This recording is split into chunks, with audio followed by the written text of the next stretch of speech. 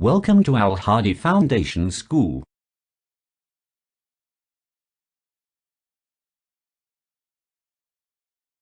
बिस्मिल्लाहिर्रहमानिर्रहीम। अस्सलाम वालेकुम। अपनी किताब का सफ़ा नंबर 48 खोल लें। यूनिट नंबर 2 है और सबक नंबर है 4। सबक का नाम है माजूर बच्चा दुनिया का सबसे बड़ा मौजिद बना। मौजिद इजाद करने वाला। ये एक माजूर बच्चे की दास्तान है जिसने अपनी महरूमी को अपनी कमज़ोरी बनाने के बजाय उसने हिम्मत नहीं हारी और मेहनत करता चला गया और आखिरकार कामयाब लोगों की सफ़ में शामिल हो गया।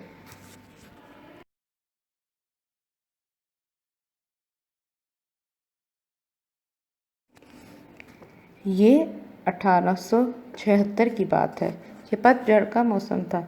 पतझड़ का नहीं, पत्ते गिरने का मौसम था और सुबह का वक्त। शहर न्यूयॉर्क के मशीन बनाने वाले एक मिस्त्री ने अभी आकर अपनी दुकान खोली ही थी कि एक नौजवान अंदर दाखिल हुआ और मिस्त्री के हाथ में कागज़ थमाकर बोला, आप इस तरह की एक मशीन बना देंगे? मिस्त्री ने गौर से कागज़ को देखा। इस पर एक मशीन का बेढंगा सा खाका बना था। मिस्त्री बोला, बेढंगा सा? समझ नहीं आ रही थी कि ये किस तरह का है।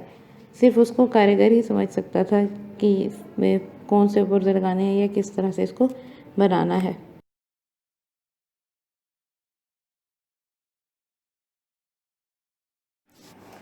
बना तो दूंगा, लेकिन ये मशीन है किस काम की? अगर तुमने मेरे खाके के मुताबिक मशीन बना दी तो वो गाना गाएगी। नौजवान ने जवाब दिया। मिस्त्री ने इसे इस तरह देखा जैसे कोई पागल दुकान में आ गया है।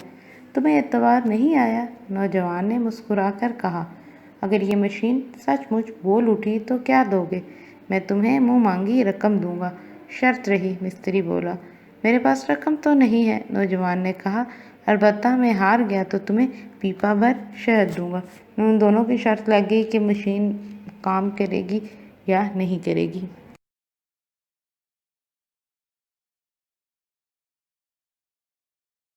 मिस्त्री रजामंद हो गया और इसने वो अजीबोगरीब मशीन बनानी शुरू कर दी।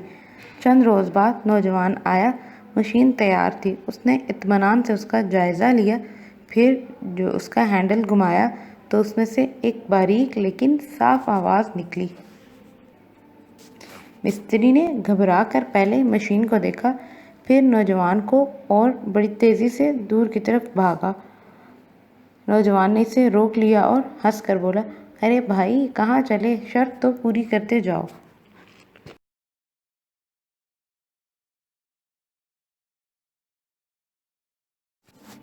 ये था दुनिया का सबसे पहला ग्रामोफोन और इस नौजवान का नाम था थॉमस एडिसन।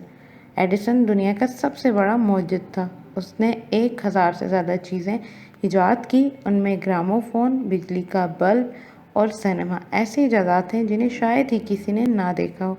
इसलिए कहा जाता है कि एडिसन की यादगार बनाने की ज़रूरत नहीं, इसकी छोड़ी हुई कितनी चीज़ें इसकी यादगार हैं।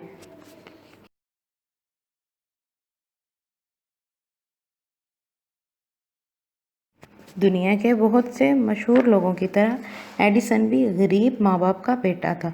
वो 11 फरवरी 1847 को मिलान में पैदा हुआ। ये अमेरिका के सूबे ओहायो का एक छोटा सा कस्बा है। ज़रा बड़ा हुआ तो बाप ने स्कूल में दाखिल कर दिया, लेकिन गरीबी की वजह से एडिसन की तालीम जारी ना रह सकी। उसने बुरी भली तालीम घर पर ही हासिल की और बहुत सी अच्छी बातें अपनी खुदादाद जहानत से ही सीखी। यानी उसको अल्लाह ताला ने इतनी जहानत अता की थी कि वो उस जहानत को इस्तेमाल करते हुए मुख्तलिफ़ चीज़ों से छेड़छाड़ करता और नई नई चीज़ें बनाता चला गया।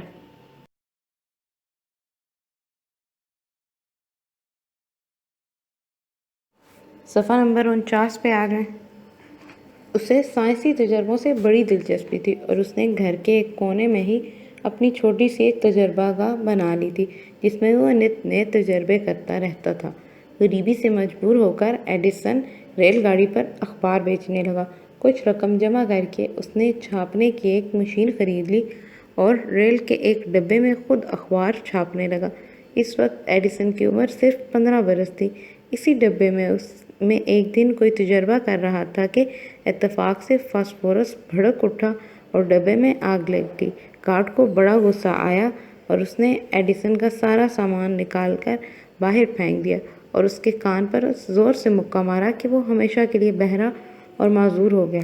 اس کی جگہ کوئی اور ہوتا تو بد دل ہو کر سائنس کے تجربوں کا نام تک نہ لیتا، لیکن ایڈیسن کی ہمت اور استقلال ثابت قدم رہا۔ مجھے کوئی فرق نہیں آیا، اکثر کہا کرتا تھا، بہراپن میرے لیے رحمت ثابت ہوا ہے۔ اب میری ساری توجہ کام کی طرف لگی رہتی ہے اور فضول باتیں سننے میں وقت ضائع نہیں ہوتا۔ وہ اتنا غریب تھا کہ اس کو اخباریں بیچ کے اپنا گزارا کرنا پڑتا تھا، اور پھر اس نے اخبار خود چھاپنے کی مشین بھی لگائی تھی، اور یہی اس کی معذوری کی وجہ بھی بنی تھی کہ اسی وجہ سے حادثہ پیش آیا اور اس کو گارڈ نے مکہ مارا اور بہرا ہو گیا۔ لیکن ایڈیسن کے مطابق یہ بہرا پن اس کے لیے رحمت ہے، کیونکہ اس کی وجہ سے وہ نئے کام کر سکتا ہے اور کسی کی باتوں پر کان دھرے بغیر وہ اپنا کام بخوبی کر سکتا ہے۔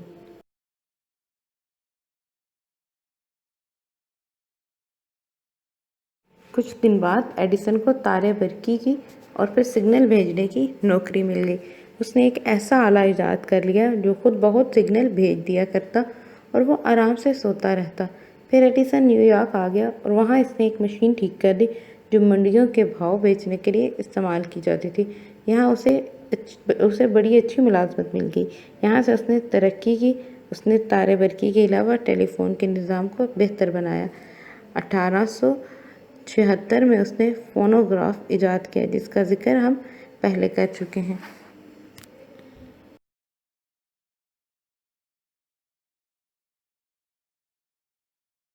ایڈیسن کی سب سے بڑی ایجاد بجلی کا بلب ہے، جس کی روشنی سے آج شہر، قصبے اور گاؤں تک جگمگا رہے ہیں۔ ایک اور دلچسپ ایجاد اس کے نام سے آتی ہے۔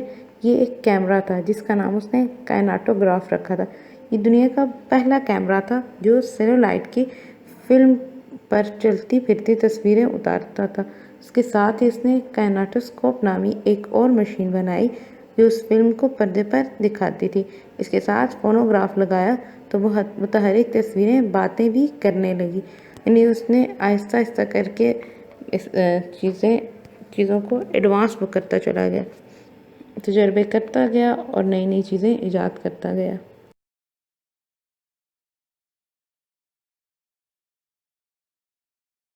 1914 میں پہلی جنگ عظیم چھڑی تو ایڈیسن کی عمر 67 سال تھی۔ اس عمر میں بھی اس نے اپنے ملک کی فوج کے لیے 40 چیزیں ایجاد کی جن سے جنگ میں بہت فائدہ ہوا۔ آخرکار 18 اکتوبر 1921 کو 84 برس کی عمر میں دنیا کا یہ سب سے بڑا موجد دنیا سے رخصت ہوا، اور یہ خود تو دنیا سے رخصت ہو گیا لیکن اس کا نام رہتی دنیا تک آباد رہے گا۔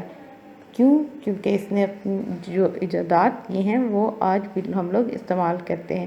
جو بلب ہم استعمال کرتے ہیں، جو ہم اور بھی بہت ساری چیزیں استعمال کرتے ہیں، وہ بھی اسی کی ایجاد کرتا ہے۔